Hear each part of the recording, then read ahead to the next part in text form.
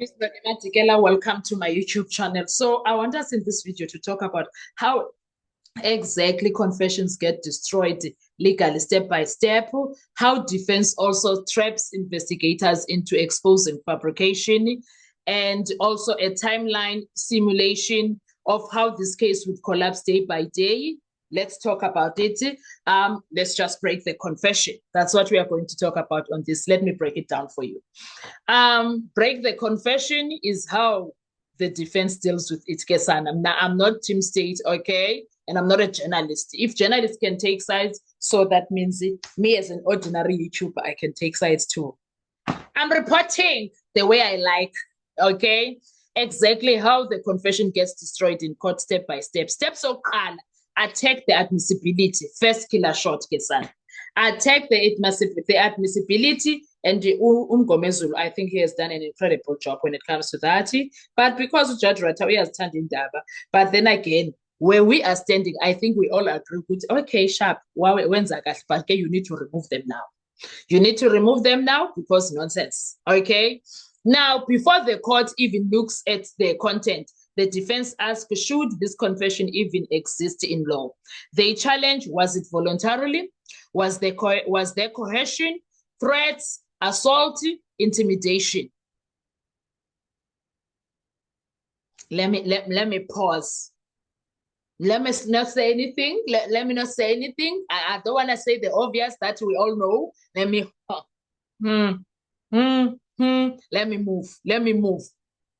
Were constitutional rights explained properly? Awujongile wena uGininda is the type. Awujongile naxa usiva uGininda yile type. Ngoba umamele is he the type?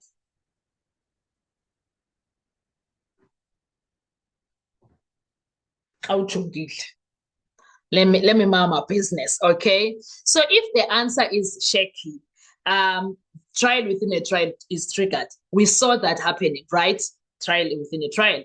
If the confessions fails here, it's dead before a trial even begins. But okay, Udratawati Masini get a chance. Sharp. Step number 2, destroy the conditions of recording. Yeah, when I get that one, we successfully.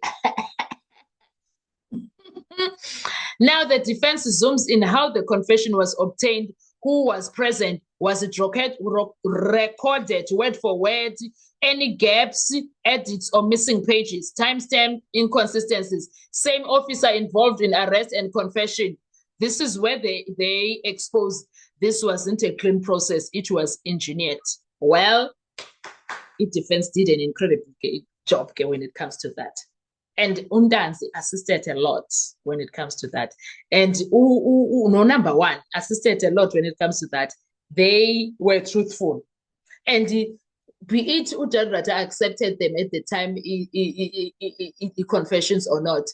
But the truth that came out with the guys showed exactly what they were saying. There were things that came back to show us, engineering march, let's engineer all of this, okay? Steps start to expose the psychological pressure. Well, even without violence, visible violence, sleep deprivation, we saw it. Long interrogations, we saw it. Long promises of release.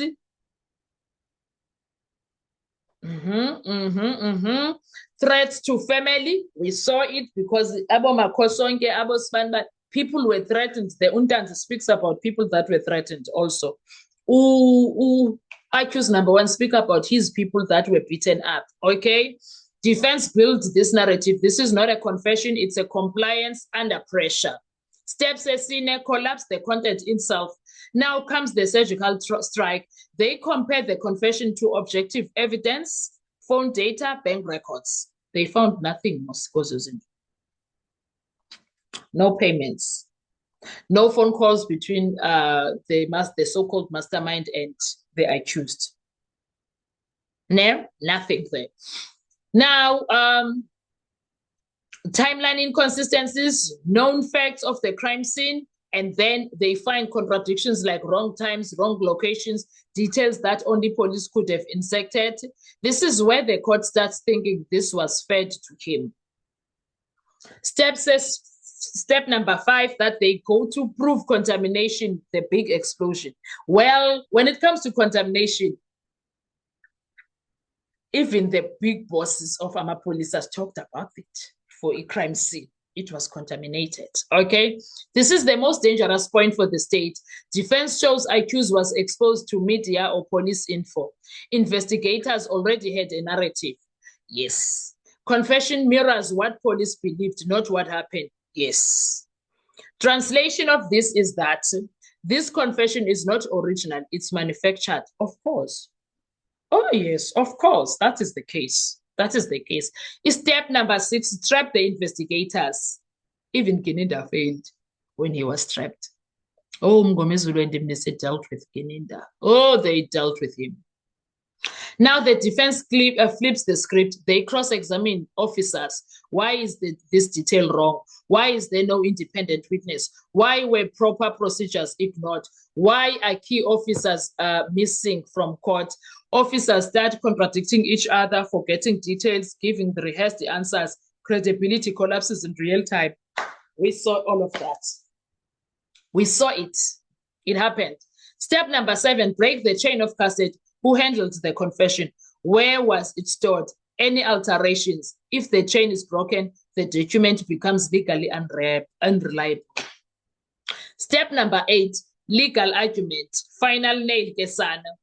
Defense stands up and says the state has not proven voluntariness, evidence is contaminated, investigative conduct is compromised, confession is unreliable and unsafe, and then the killer line, this court cannot rely on these confessions, not even slightly, which is something that Judge Ratha really needs to consider.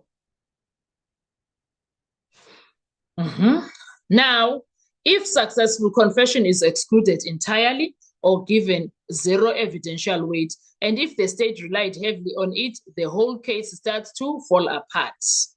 The defense will challenge the admissibility, and then once they do that, we remember they did, and then there was a trial within a trial. And then police witnesses testified, cracks showed up a lot. The denials and the proof right there on the spot. If you remember the AVL saga situation and the versions of Ntanzi and the versions of police, and then Ntanzi was proven to be the one that was telling the truth. And also cross-examination exposed contradictions, procedural violations, missing links. Yes. And the defense presented versions, cohesions, fabrication narrative, which they did successfully in my view. And then closing arguments, confession declared unreliable. That's what we want at the end of the day. That's what we want. Judge will need to exclude confession or weakens it completely because I in the sense confession, zonke, as in the sense. State case loses its backbone. That's what it needs to happen very soon. Very, very soon. This isn't a random questioning. It's a calculated demolition plan. Undermine the process, discredit the officers, corrupt the confession, collapse the case, period. That's what the defense is busy doing. And when they get to the final blow of it all at the end, when they are going to destroy Balu. In fact, they've always done that. Now, the one thing that we need to do is to pray for Judge Ratha to see light at the end of the tunnel. In fact, we don't even need to pray for him like that. We need to ask God to make Ratha see the light. The Almighty must send Emmanuel straight to Ratha to show him the light. You can't do this bad thing. Nobody, you can't. You can't. The case I exist. That is what we need to fight with. Anyway, what are your thoughts when it comes to all of this? Because I feel like Judge Ratha already knows ukuthi better. Judge Ratha is sitting there thinking of ways ukuthi kazi ngizophunyelwa ngibani kulo mbandela ndikuwo. kanti nizophuma kanjani kulo mbandela kuwo ndikuwo, kanti ndizoyenza kanjani. He's there frustrated, akazazi ukuthi makazithini. Kubi i-evidence iyatekateka, izinto azihlangani, uba lo is failing on real time, the people are watching. It's bad. It's real bad. The entire situation in the shampoo. It defensive busy shampoo left, right, and center dealing with Ubalo. So Judge Ratanaye kubi uba nguye shem. Kubi, we can't even lie. Kubi uba Judge Rata at this point. I don't think he deserves anything more than do the right thing and then live happily ever after. That's it. Do the right thing. Otherwise, uzohlala enale guilty ntontoni. But do they become guilty when they do these convictions to people, or to find out that people were innocent? What happens then? Anyway, what are your thoughts? Let's talk in the comment section. I want to hear your views. Thank you so much. I'll see you on our next video. Bye-bye.